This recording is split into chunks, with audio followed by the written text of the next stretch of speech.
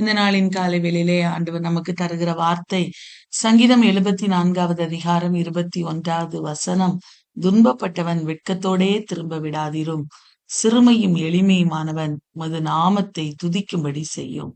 இந்த காலை வேளையிலே ஆண்டவர் நமக்கு தருகிற வார்த்தை இதுதான். துன்பப்பட்டவன் வெட்கத்தோடு திரும்ப விடாதிருக்கிற தெய்வம் தான் நம்முடைய தெய்வம். இந்த காலை வேளையிலே இந்த சங்கீதத்தை எழுதின சங்கீதக்காரன் சொல்லுகிறார், ஆண்டுடைய சமூகத்துல விண்ணப்பத்தை வைக்கிறார். ஆண்டவரே, துன்பப்பட்டவனை வெட்கத்தோடு திரும்ப விட்டுறாதீங்கப்பா, சிறுமை எளிமையுமானவனை உமது நாமத்தை துதிக்கும்படி செய்திருங்கப்பா அப்படின்னு சொல்லி ஆண்டுடைய சமூகத்துல விண்ணப்பத்தை வைக்கிறார். அந்த காலை வேளையிலே நாம கூட ஆண்டுடைய சமூகத்துல, ஆண்டவரே, நாங்கள் படுகிற துன்பத்தையும் வருத்தத்தையும் பார்த்து அதற்கு சரியா எங்களை மகிழ்ச்சியாக்கும் ஆண்டவரே. எங்களை வெட்கப்பட்டு போகாதபடிக்கு எங்க தலையை நிமிர பண்ணுங்கப்பா. சிறுமையும் எளிமையுமான எங்களுடைய விண்ணப்பங்களை கேட்டருளுங்கப்பா. இந்த விண்ணப்பத்தை கேட்டு உடைய நாமத்தை துதிக்கும்படி செய்யுங்கப்பா என்று சொல்லி ஆண்டோடைய சமூகத்துல நாம் விண்ணப்பம் வைக்கும்போது ஆண்டவர் நிச்சயமாய் நம்முடைய விண்ணப்பங்களை அவர் கேட்கிற தெய்வமாய் காணப்படுகிறார். ஏன்னா ஆண்டவர் அவரை நோக்கி பார்க்கிற பிள்ளைகளை அவர் கைவிடுகிற தெய்வமே அல்ல. வேதம் சொல்லுகிறதல்லவா, அவர்கள் அவரை நோக்கி பார்த்து பிரகாசம் அடைந்தார்கள், அவர்கள் முகங்கள் வெட்கப்படவில்லை என்று. தேவ பிள்ளைகளே, சில நேரங்களிலே நம்முடைய வாழ்விலே சில கேள்விகள் எழலாம். ஆண்டவரே, நீர் எங்களை கைவிட்டது போன்ற சூழ்நிலைமை இருக்கிறதேப்பா. இந்த சங்கீதத்துல கூட சங்கீதம் 74ல அந்த சங்கீதக்காரர் சொல்லுகிறார், தேவனே, எதுவரைக்கும் சத்துரு நிந்திப்பான், பகைவன் உமது நாமத்தை எப்பொழுதும் தூஷிப்பானோ அப்படின்னு சொல்லி ஆண்டோடைய சமூகத்துல கேட்கிறார். உமது வலது கரத்தை ஏன் முடக்கி கொள்ளுகிறீர், அதை உமது மடியிலிருந்து எடுத்து ஓங்கி நிர்மூலமாக்கும். இது எவ்வளவு பெரிய தெய்வம், உடைய வல்லமையே எல்லாருக்கும் விளங்க பண்ணுங்கப்பா என்று சொல்லி ஆண்டவரை நோக்கி விண்ணப்பம் பண்ணுகிறார். சொல்றார் பாருங்க 12வது வசனத்திலே, பூமியின் நடுவில் ரட்சிப்புகளை செய்து வருகிற தேவன் பூர்வ காலம் முதல் என்னுடைய ராஜா. என்னுடைய ராஜா எப்படிப்பட்டவர், அவர் பூமியின் நடுவில் ரட்சிப்புகளை செய்து வருகிறவர். அவர் இன்றைக்கு எங்களுடைய வாழ்விலே நான் கடந்து செல்கிற இந்த பாதையிலிருந்து என்னை விடுவித்து என்னை ரட்சிக்க வல்லவர், என்னை வெட்கப்பட்டு போகாதபடிக்கு எடுத்து நிறுத்த வல்லவர் என்கிற பெரிய நம்பிக்கை இந்த சங்கீதக்காரருக்கு காணப்பட்டது. ஒருவேளை இந்த வாழ்விலே பல பல கேள்விகள் இருந்தாலும் இந்த கேள்விகளின் மத்தியிலும் ஆண்டவர் மேல் இருந்த நம்பிக்கை அதிகமாய் காணப்பட்டது. இந்த காலை வேளையிலே ஆண்டவர் மேல் இருக்கிற நம்பிக்கை நமக்கு எப்படி இருக்கிறது? என் ஆண்டவர் என்னை வெட்கப்படுத்த மாட்டார், அவருடைய நாமத்தை துதிக்கும்படி என் தலையை உயர்த்துவார். நாம் பாடி ஆராதித்தோம் அல்லவா, என் கொம்பை உயர்த்தினீரே, என் தலையை உயர்த்தினீரே, வெட்கப்பட்டு போவதில்லை, ஒரு நாள் வெட்கப்பட்டு போவதில்லை, ஒருபோது வெட்கப்பட்டு போவதில்லை என்று பாடினோம் அல்லவா. அன்பான தெய்வ பிள்ளைகளே, ஆண்டவர் நம்முடைய கொம்பை காண்டாமிருகத்தின் கொம்பை போல் உயர்த்துகிறவர் என்கிற நம்பிக்கை இந்த காலைவேளையிலே நம்மிடத்திலே காணப்பட வேண்டும். பாருங்க, இஸ்ரவேல் ஜனங்களை குறித்து யாத்ராகமத்திலே நாம் வாசிக்கும் போது, யாத்ராகமம் 24வது அதிகாரத்திலே அங்கே ஆண்டவர் மோசேயை அழைக்கிறார். நீங்க என்னிடத்துல வாங்க, இந்த மலையின் மேல ஏறி வாங்க, நம்ம தினமும் தியானித்து வருகிறோம், நீங்க என் பக்கத்துல என் அருகாமையில வாங்க, நான் உங்களுக்கு இந்த ஜனங்களுக்கு, இஸ்ரவேல் ஜனங்களுக்கு சொல்லக்கூடிய வார்த்தைகள், நியாயங்கள் யாவையும் நான் உங்களுக்கு சொல்லுவேன் அப்படின்னு சொல்லி ஆண்டவர் எல்லா நியாயங்களையும் நியமங்களையும் மோசேக்கு ஆண்டவர் கொடுத்தார். அந்த மோசே கொடுத்த அந்த நியாயங்களை மோசே ஜனங்கள் எல்லாருக்கும் சொல்லுகிறார். ஜனங்கள் எல்லாருக்கும் எல்லா நியாயங்கள் யாவையும் ஜனங்களுக்கு அவர் அறிவித்தாரா. அறிவித்த போது ஜனங்கள் எல்லாரும் என்ன தெரியுமா சொன்னாங்களா? ஏக சத்தமாய் கர்த்தர் அருளின எல்லா வார்த்தைகளின்படியும் செய்வோம் என்று பிரதியுத்தரம் சொன்னார்கள். எல்லாரும் ஏகமாய் சொன்னாங்களாம். இந்த காலை வேளையிலே கர்த்தருடைய வார்த்தைக்கு, ஆண்டுடைய சமூகத்திலிருந்து வார்த்தைகள் வரும்போது அந்த வார்த்தைகளுக்கு நாம் செவி கொடுக்கிறவர்களா இருக்கிறோமா என்பதை நாம் சிந்தித்து பார்க்க வேண்டும். அல்லது இந்த வார்த்தை எனக்கு கொடுக்கப்படவில்லை என்று சொல்லி நம்மை திருத்தி மாற்றி அமைக்காதவர்களாய் நாம் வாழுகிறோமா?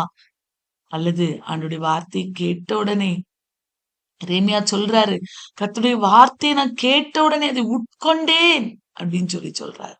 அந்த அனுபவம் நம்முடைய வாழ்விலே இருக்கிறதா என்பதை சிந்தித்து பார்க்க வேண்டும். இஸ்ரவேல் ஜனங்கள் எல்லாரும் சொல்றாங்க, ஆண்டவர் அருளின எல்லா வார்த்தையின்படியும் நாங்க செய்வோம் என்று சொல்லி அவர்கள் பிரதியுத்தரம் சொன்னார்களாம்.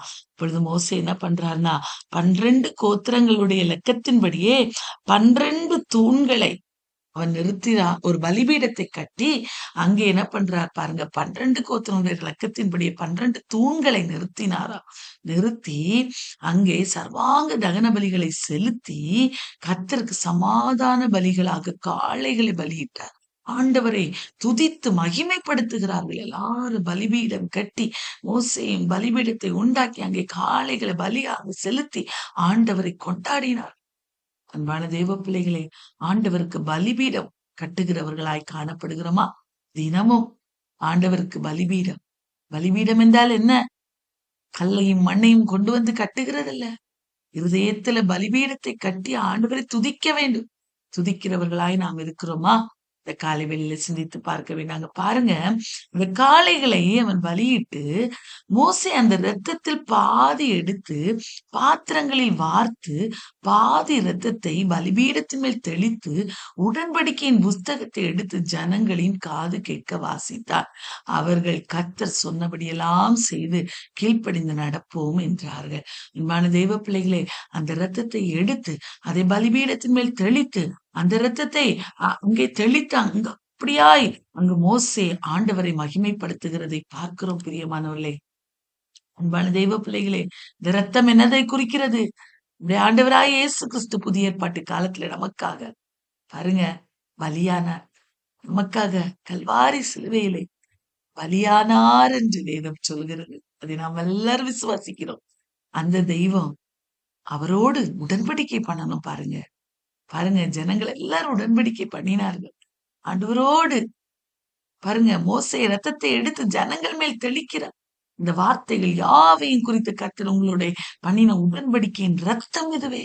இந்த காலை வெளியிலே நமக்காக பேசுகிற ரத்தம், நமக்காக உடன்படிக்கை செய்யப்பட்ட அந்த கல்வாரியில் சிந்தப்பட்ட அந்த இயேசு கிறிஸ்துவின் ரத்தம் நமக்காக இன்றும் நமக்காக பேசிக்கொண்டே இருக்கிறது.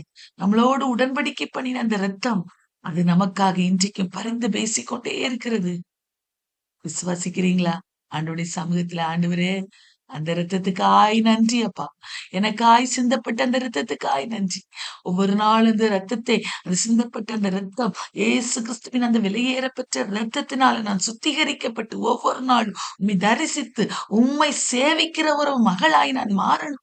இன்றைக்கும் அந்த ரத்தம் எங்களுக்காக பலிபீடத்தில் பேசிக் கொண்டிருக்கிறதே, இதற்காய் நன்றி என்று சொல்லி அவரை துதித்து மகிமைப்படுத்துகிறவர்களாய் இருக்கிறோமா? இஸ்ரவேல் ஜனங்கள் கீழ்ப்படிந்து நடப்போம் என்று ஆண்டவரோடு உடன்படிக்கை பண்ணினார்கள். இந்த ரத்தம் புதிய ஏற்பாட்டு காலத்துல இயேசு கிறிஸ்துவின் ரத்தத்தை குறிக்கிறது. அந்த ரத்தம் இன்றைக்கு நமக்காக பலிபீடத்துல சிந்தப்பட்டு நமக்காக அடிக்கப்பட்டிருக்கிறது. நம்முடைய வியாதிகளுக்காக, நம்முடைய பலவீனங்களுக்காக, எல்லாவற்றுக்காக அது விலையேற பெற்ற ரத்தமாய் சிந்தப்பட்டிருக்கிறது. அதை நாம் இந்த காலை வேளையிலே விசுவாசிக்க வேண்டும். பிரியமான விசுவாசித்து இந்த ஆண்டவராய் இயேசுவின் மேல நம்முடைய நம்பிக்கை பெருகப்படணும். அவரோடு உடன்படிக்கை பண்ணுகிறவர்களாய் நாம் மாறணும். பாருங்க, அடுத்து பாருங்க, மோசே ஆண்டுடைய சமூகத்துல போறார். ஆண்டவர் அழைக்கிறார், மோசே நீ இந்த மலையில மறுபடியும் ஏறி வா, நான் உனக்கு உடன்படிக்கை 10 கற்பனைகளை பலகைகளிலே எழுதி நான் உனக்கு தரப்போகிறேன் என்று சொல்லி ஆண்டவர் அழைக்கிறார். பாருங்க, மோசே சொல்றார், நீங்க எல்லாரும் காத்துருங்க, நானும் ஆரோனும் ஊரும் உங்களிடத்துல இருக்கிறார்கள்.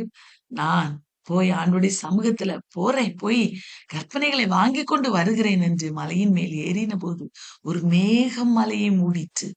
காலை வேளையிலே நாம அவருடைய சமூகத்துல கூடி வருகிற போதெல்லாம் அவருடைய பிரசனம் நம்மை மூடுகிறதல்லவா? அந்த மேகம் அதை குறிக்கிறது. மோசையை மூடின மேகம், அந்த மலையை மூடின மேகம் நம்மையும் மூடி ஒவ்வொரு நாளும் பாதுகாக்கிறது, வழி நடத்துகிறது. பிரியமானவர்களே, மோசே ஆண்டுடைய மகிமை பிரத்யட்சமாய் பார்க்கிறார். கர்த்தருடைய மகிமை சீனாயின் மலையின் மேல் தங்கி இருந்ததா, மேகம் 6 நாள் அதை மூடி இருந்ததா. மகிமையின் பிரசனத்துக்குள்ளாய் அந்த மோசே கடந்து சென்றார். 7ஆம் நாளிலே அவர் மேகத்தின் நடுவில் இருந்து மோசையை கூப்பிட்டு 6 நாள் அந்த மகிமைக்குள்ளாய் மோசே இருக்கிறார். இவ்வளவு பெரிய அனுபவம் பாருங்க. அவருக்கு இந்த உலகம் எல்லாம் மறைக்கப்பட்டிருந்தது. இந்த உலகத்தின் பாரங்கள், கவலைகள் எல்லாம் மறக்கப்பட்டிருந்தது. ஆண்டவருடைய மகிமைக்குள்ளாய் போகிற பிள்ளைகளுடைய வாழ்விலே இந்த உலகத்தின் பாடுகள், பிரச்சனைகள் எல்லாம் மறைந்து போகும் பிரியமானவர்களே. பாருங்க மோசே பாருங்க. அவருடைய மகிமைக்குள்ளாய் கடந்து சென்றார். அவருடைய பிரசனத்துக்குள்ளாய் இருந்தார் பாருங்க.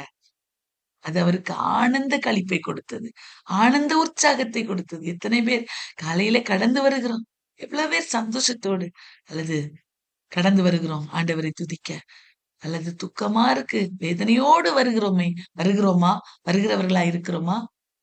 அல்லது நான் என் ஆண்டவரை கொஞ்ச நேரம் முழுமையாய் ஆராதிக்க போகிறேன் அதிகாலை வேளையில என்று உற்சாகமாய் வருகிறோமா? பாருங்க மோசே ஆண்டுடைய பாதத்துல போய் உட்கார்ந்தாரு. அது அவருக்கு பெருசா தெரியல. கஷ்டமாவே தெரியல. 6 நாள் உட்கார்ந்திருந்தார். நம்மளால கொஞ்ச நேரம் உட்கார முடியல. பாருங்க அந்த அந்த மகிமைக்குள்ளாய் அவர் கடந்து சென்றார். பாருங்க 17வது வசனத்துல கர்த்தருடைய மகிமையின் காட்சி இஸ்ரவேல் மலையின் கொடுமுடியிலே கர்த்தருடைய மகிமையின் காட்சி இஸ்ரவேல் புத்தருடைய கண்களுக்கு பட்சிக்கிற அக்கினி போல இருந்தது. வெளியில இருந்து பாக்குறவங்களுக்கு பயமா இருந்தது. பட்சிக்கிற அக்கினி போல இருந்தது. ஆனா உள்ள இருந்த மோசேக்கு எப்படி தெரியுமா இருந்துச்சா? மகிமையின் காட்சியா இருந்தது. கர்த்தருடைய மகிமையின் காட்சி. அதுல சந்தோஷமாய், உற்சாகமாய், ஆடி பாடி ஆராதிக்கிற, அருமகிழ்கிற ஒரு காட்சியாய் மோசேக்கு இருந்தது. அன்பான தெய்வ பிள்ளையே, இரவும் பகலும் 40 நாள் மோசே மகிமைக்குள்ளாய், அந்த மகிமையின் மேகத்துக்குள்ளாய், அந்த பிரசனத்துக்குள்ளாய் அவர் இருந்தார். இன்றைக்கு ஆண்டுடைய பிரசனத்துக்குள்ளாய் இருக்க வாஞ்சிக்கிறோமா? உலக கவலைகள், உலக பாரங்கள், உலகத்தின் காரியங்கள் நம்மை நெருக்கி கொண்டிருக்கிறதா? ஆண்டுடைய பாதத்துல உட்கார நேரமில்லை. வேதத்தை வாசிக்க நேரமில்லை. ஆண்டவருக்காக செலவிட நேரமில்லாதவர்களா இருக்கிறோமா?